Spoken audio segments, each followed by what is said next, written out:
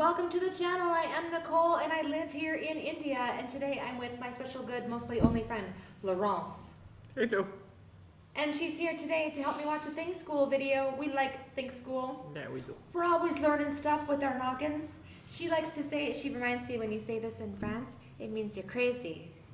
True. Yeah, You remember that? I remember that. I'm not crazy.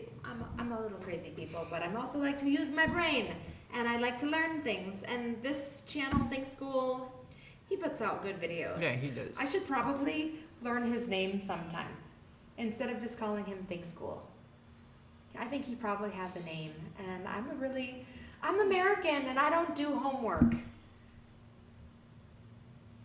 Sorry. So whoever this content creator is, like his actual name, I will learn your name because I really...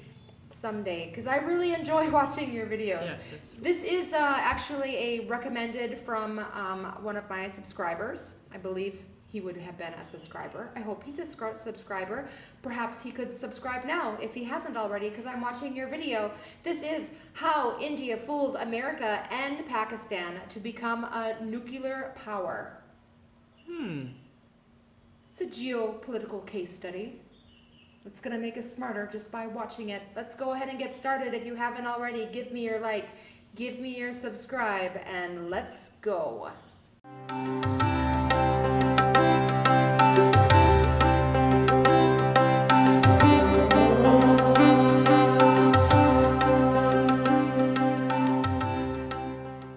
Go. Today, at 15:45 hours, India conducted 3 underground nuclear tests in the Pokhran range. Just last week, India conducted a series of nuclear explosive tests. So again, I ask India to halt its nuclear weapons program and join the 149 other nations that have already signed the comprehensive test ban. Pakistan, China, the United States of America and several other countries sharply reacted to the Indian nuclear tests. लेकिन भारत ने इन सभी आलोचनाओं को किनारे करते हुए 13 मई को फिर से पोखरण में 2 और परमाणु परीक्षण किए. A widespread atomic power industry in the world will necessitate an international society in which the major states have agreed to maintain peace. तलवार की नोक पर या एटम बॉम्ब के डर से कोई हमारे देश को झुकाना चाहे, दबाना चाहे, ये देश हमारा दबने वाला नहीं.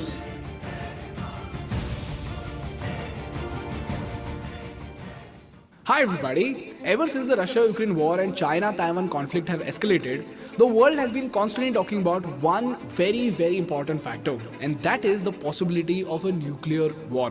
Для защиты России и нашего народа мы, безусловно, используем все имеющиеся в нашем распоряжении средства. Это не блеф. And today, while every single country in this world is striving to make a mark in the world economy, one of the most powerful instruments of war is a country's ability to use a nuclear bomb. And did you know, before we became the second fastest growing economy, before we became a $2 trillion economy, there was a time when US, UK, China and Pakistan together tried to bully India and tried to suppress our power. And this threat was so high that the US even considered dropping a nuclear bomb. Yes, you heard that right. Indian intelligence reports indicated that the President Nixon had dispatched the 7th Fleet led by 75,000-ton nuclear-powered aircraft carrier USS Enterprise, the world's largest warship, to the Indian Ocean. But you know what, guys? Even then, because of the extraordinary contributions and initiatives of legends like Homi Bhabha, Indira Gandhi, Lal Bahadur Shastri, Dorabji Tata, Atal Bihari Vajpayee and the legendary Abdul Kalam, today India stands as a powerful nuclear state. And this journey took us 51 years and 2 generations of leaders and scientists to reach the destination. And today, their dedication is the reason why India stands at a respectable position in the world economy. But as usual, this is one of the most important chapters of Indian history that is not taught in schools and colleges. And maybe because The world of geopolitics is darker than our imagination. So in this episode today, let's do a deep dive and try to understand what were the most dangerous threats to India from Pakistan, China and the United States. How did the leaders of India go against these superpowers of the world to establish India as a nuclear state? And what are the study materials to help you understand this critical and important chapter of Indian history? This is a story that dates way back to 1940s India, when World War II had just ended. India had just got her independence, and for the first time in the history of mankind, the leaders of the world had seen the power of a nuclear bomb at Hiroshima. August 9th, 1945, a United States Army Air Force B-29 dropped a 10,000-pound plutonium bomb nicknamed Fat Man over the city of Nagasaki, Japan, 3 days after Hiroshima. A city died and 80,000 of its inhabitants were wiped out. Japan surrendered less than a week later, bringing to an end World War II. And when people saw what these bombs did to Japan, everybody realized that if they want to command a power in the 21st century, they have to have a nuclear bomb.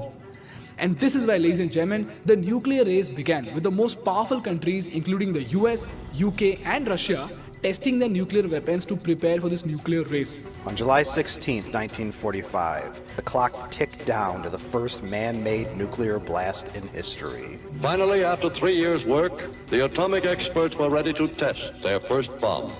In the control shack was Dr. J.R. Oppenheimer. President Truman's dramatic announcement that Russia has created an atomic explosion. In connection with the president's statement that there has been an atomic explosion in the Soviet Union. While US did their tests in 1945, Russia did it in 1949, UK did it in 1952, France did it in 1960, and lastly, China conducted their tests in 1964. And while these countries were conducting their nuclear tests, nobody in the world said anything. But as soon as this inner circle of world power finished their nuclear tests, they came up with something called the Non-Proliferation Treaty in 1968.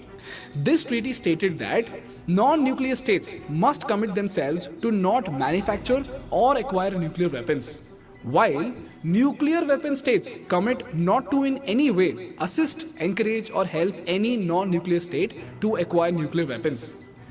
Basically, this treaty said, now that all the big boys have nuclear bombs, let's make sure that nobody else has it.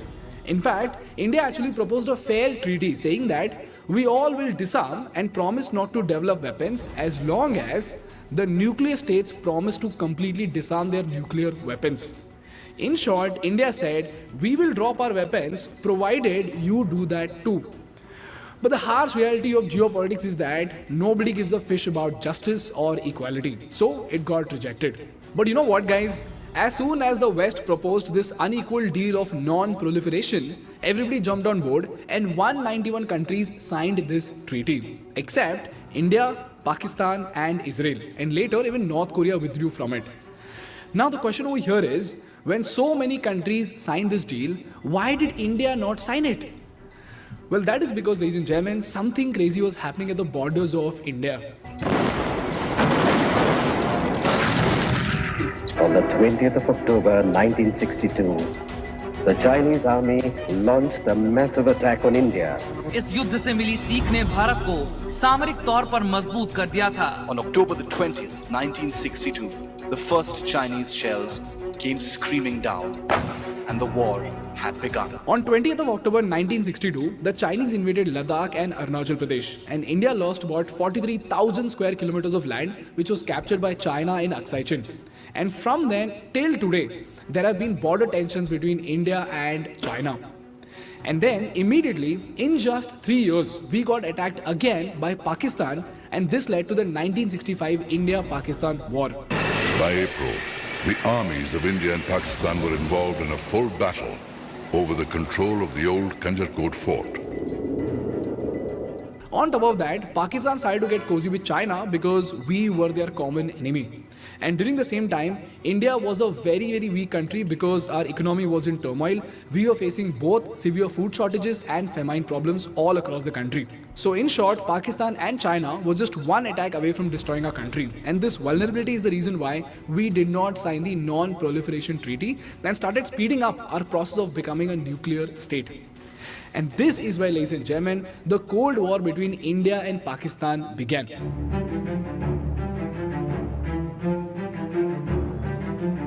Here's where we saw three legends come together to achieve this incredible security deterrence for India, who were Lal Bahadur Shastri, Homi Bhabha and Dorabji Tata. While Dorabji Tata actively financed research initiatives, Homi Bhabha was able to use this capital to establish world-class institutes like Tata Institute of Fundamental Research and Tromboy Atomic Energy Establishment in 1954. And cherry on the cake, in 1965, that is just 1 year after China became a nuclear state, Shastri ji actively gave the go-ahead for the production of nuclear explosives in India. अगर तलवार की नोक पर या atom bomb के डर से कोई हमारे देश को झुकाना चाहे, दबाना चाहे, ये देश हमारा दबने वाला नहीं। तो एक सरकार के नाते हमारा क्या जवाब हो सकता है सिवाय इसके कि हम हथियारों का जवाब हथियारों से दें। And this is what led to the launch of Nuclear Explosive Design Group and something called the Study of Nuclear Explosions for Peaceful Purposes, or SNEPP. And you know what, guys? We were so close to developing this nuclear weapon that in a 1965 interview to All India Radio, Homi Bhabha had said that if he had the green signal, India could make a nuclear bomb in just 18 freaking months. And this sent such shockwaves across Pakistan that the then president of Pakistan, Zulfikar Bhutto, immediately announced, and I quote, "If India builds the bomb, we will eat grass or least even go hungry, but we will get one of our own." So you can imagine the intensity of the Cold War between India and Pakistan, right? But shockingly, in just 3 months, in January 1966, Homi Bhabha died in a plane crash. And what's even more shocking is that in the same freaking month, even Shastri ji died due to suspicious reasons. As a result, the nuclear program of India took a hit. And just 5 years later, another India-Pakistan war broke out in 1971 when Pakistan launched something called Operation Searchlight on East Pakistan, which is modern-day Bangladesh. There have been many reports of massacres in East Pakistan. March 1971, the year of the killing begins. By ship and secret airlift, troops are brought to Dhaka. General Tikka Khan, popularly known as the Butcher, is sworn in as military governor. On the night of March 25th, the army moves to crush Bengal. This was one of the bloodiest events in the history of Asia, whereby the Pakistani army killed 3 million Bengalis. These horrific incidents went on not for 1 or 2 months, but 9 long months and resulted into 10 million refugees who crossed the border to India. And the most pathetic thing about this operation was that Pakistan did this just to bully Bangladesh to keep it under its control. But, in this process, the Pakistani army made one big mistake. In December 1971, Pakistani Air Force attacked the airfields in India, and when they did it, it gave India the legal justification to formally enter the war. And although India's motives weren't entirely humanitarian or selfless, the Indian army surrounded the Pakistani army, and they put Pakistan in such a position that Pakistan had to surrender to India within just 2 weeks. And in between this war, you know what happened? The United States of America deployed their 75,000-ton 7th Fleet against India in the Bay of Bengal. And this ship, mind you, was no ordinary ship at all. It was the world's largest warship and had a capacity to carry more than 70 fighters and bombers. And on the other side, we had the British ships in the Arabian Sea. So while the Brits were about to target India's western coast, the Americans were about to make a dash into the Bay of Bengal to Bangladesh. And between this British and American fleet was our one and only INS Vikrant with barely 20 light fighter aircrafts. And here's where, as we all know, Russia came to our rescue with a nuclear-armed fleet with 2 cruisers, 2 destroyers, support vessels, along with 6 freaking submarines. This is the reason why the Brits and Americans backed out, and finally, Bangladesh got its independence in March 1971. And this is when Richard Nixon, the then president of the US, actually considered dropping a nuclear bomb in India in 1971. And it's not me who's saying this, it's the New York Times itself. This was the horrific threat that was looming upon India when she was at the mercy of the big boys to protect her own territories. So immediately, on 7th of September 1972, Indian Prime Minister Indira Gandhi authorized the work on nuclear fission device. And a small team of 75 scientists from Bhabha Atomic Research Center began the process of designing and developing atomic bomb for India. And just 2 years later, the first nuclear test was conducted in India in 1974 under an operation called Smiling Buddha. It is clear that in order to meet our growing requirements of energy for agriculture and industry, we must produce more electricity. Our science, particularly our nuclear science, is dedicated to development, to achieving freedom from want, and providing the essentials of an honorable life for our masters. But this was not a weapons-grade test, but was a peaceful nuclear explosion that could be used for mining techniques or to conduct large underground works. And just when we were about to upgrade to the nuclear weapon stage, India met with another series of hurdles. The emergency happened, the government collapsed, the economy went topsy-turvy, and the second oil shock happened in 1979. भाइयों और बहनों, राष्ट्रपति जी ने आपातकाल की घोषणा की है. The proclamation of emergency meant that not only elections were banned, but there was strict censoring of the press as well. The period was termed as the darkest hour in Indian history. The oil-producing countries of the Arab world decided to use their oil as a political weapon. They will reduce oil production by 5% a month until the Israelis withdraw from occupied territories. We face the possibility of temporary fuel shortages and some increases in fuel prices in America. So again, for the next 20 years, due to economic and political hurdles, we could not pursue a nuclear status at all. But you know what, guys? During this time, that is from 1975 to 1995, the Indian Army knew very, very well that China was sharing technology and materials with Pakistan. And they also knew that the Pakistani army would soon have nuclear weapons. And if they did, do you realize we would be cornered by two of our neighbors who possessed nuclear bombs. But somehow, we could not do anything about it. So the question over here is, how did India handle the situation and how the hell did we hack our way to become a nuclear state? Well, here's where we saw another ray of hope in 1995. By this time, India had opened up its economy, we started growing at a phenomenal pace, and eventually, we again came to a position to focus on our nuclear project. This is when PM Narasimha Rao approved a nuclear test, but unfortunately, the CIA detected suspicious movement at Pokhran and the mission was aborted. And 1 year later, we again tried to conduct the test, but it was put to hold again because of a call from CIA officials. But this is where, ladies and gentlemen, for the third time in 1996, Atal Bihari Vajpayee came to power. And this is where we saw three more legends come together to fulfill the long-standing nuclear dream of India. And they were Atal Bihari Vajpayee, APJ Abdul Kalam from DRDO, and R. Chidambaramji, who was the chief of the Department of Atomic Energy in India. But even before they could get started, Vajpayee's government fell in just 13 days. और ये सरकार अंतर विरोधों में घिरी हुई देश का कितना लाभ कर सकेगी, ये एक प्रश्नवाचक चिन्ह है। हम अपने देश की सेवा के कार्य में जुटे रहेंगे। हम संख्या बल के सामने सर झुकाते हैं और आपको विश्वास दिलाते हैं कि जो कार्य हमने अपने हाथ में लिया है, वो जब तक राष्ट्रीय उद्देश्य पूरा नहीं कर लेंगे, तब तक विश्राम से नहीं बैठेंगे, तब तक आराम से नहीं बैठेंगे। अध्यक्ष महोदय, मैं अपना त्यागपत्र राष्ट्रपति महोदय को देने जा रहा हूं।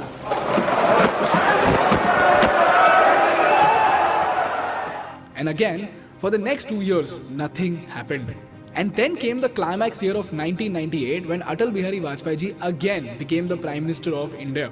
So immediately on 8th of April, R. Chidambaram and APJ Abdul Kalam was summoned, thumbs up was given for the test, and the entire operation was conducted in such high secrecy that nobody except the then Home Minister knew about it. And the rest, as we saw in the Parmanu movie, an incredible team was set up at Pokhran. The team very cleverly avoided the US spy satellites with super accurate calculations. The nuclear devices were also flown from different parts of the country to avoid suspicion.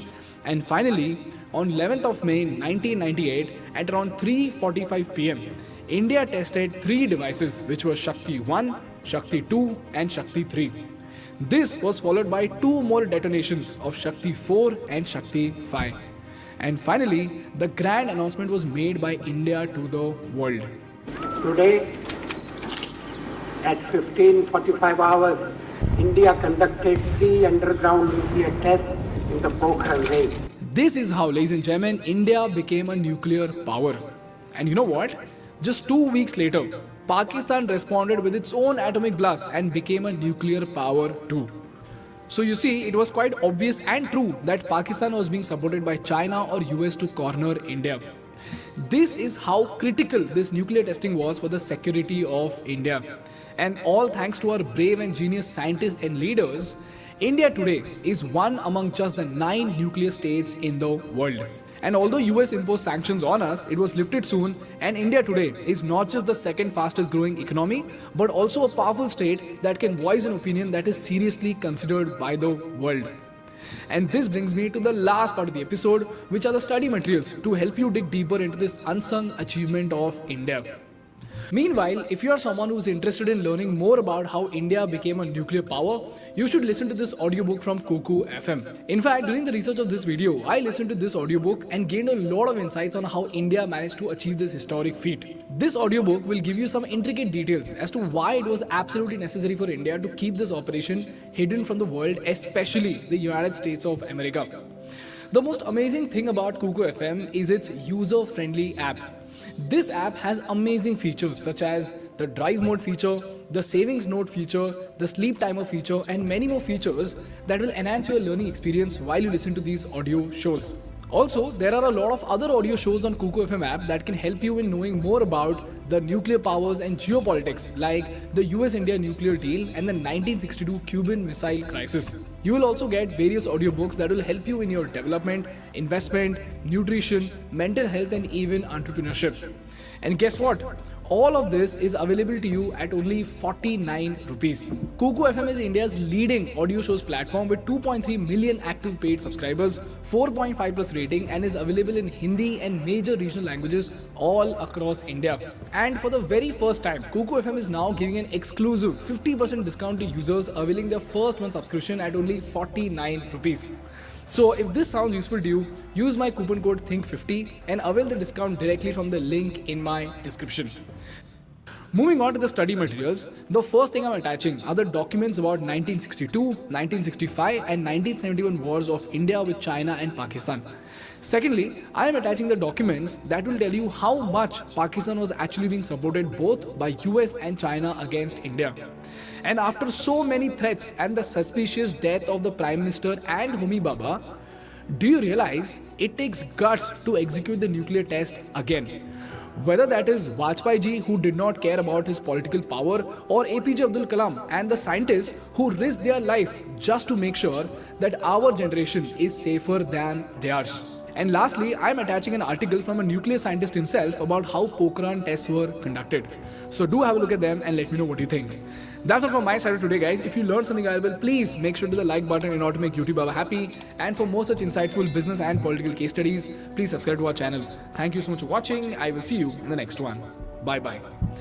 And if this story inspires you, please share this video with as many people as possible as a tribute to the contributions and legacy of our leaders. Alright, so I'll go ahead and put the original video and Think School channel into this description if you want to check out the Kuku FM and study materials that are part of this video. Please do check it out. As always, I learned something when I watch Think School. He has such well documented and well researched content and really and fair, like yeah, there is no major bias. Yeah. You know, I've seen him do stuff like that is, you know, India positive, not necessarily India negative, but as you know, he's pointed out things that India hasn't, you know, necessarily done well, and I like that because, you know, it's good to find someone that has a real, even, you know, fair look at, you know, political and the history of something when you're, you know, making content on it. And this is fair. And it really shows what, you know, the US and China did to India during that time. And I think it, you know, it highlights the hypocrisy of larger nations that, you know, we can have it, but you can't have it type of an attitude. You know, the fact that, you know, Indira Gandhi gave an option that, you know, we won't try anymore, but you guys should disarm as well, and, you know, that wasn't good enough. That's not something that is taught in American schools, you know? Yeah. So it's really interesting to find out this history from another perspective, and definitely learning something every time I watch a video of his. And India has come so far and so fast, and I just can't wait to see what else this country will do and how far it can go. Yep. Yeah, it's fabulous. Another great video. Thank you so much. If you haven't already, give that like, give that subscribe. If you'd like to see something else, please put it in the comments. Again, thank you so much to the subscriber that recommended this video. It was a good one, and it was really interesting finding out how they hit it, you know, from the U.S. and the way that they went about that by, you know, different shipments and not telling anybody, keeping it super secret. It's what you got to do sometimes to Definitely. yeah, push forward. So as always, we love you and bye-bye. Bye.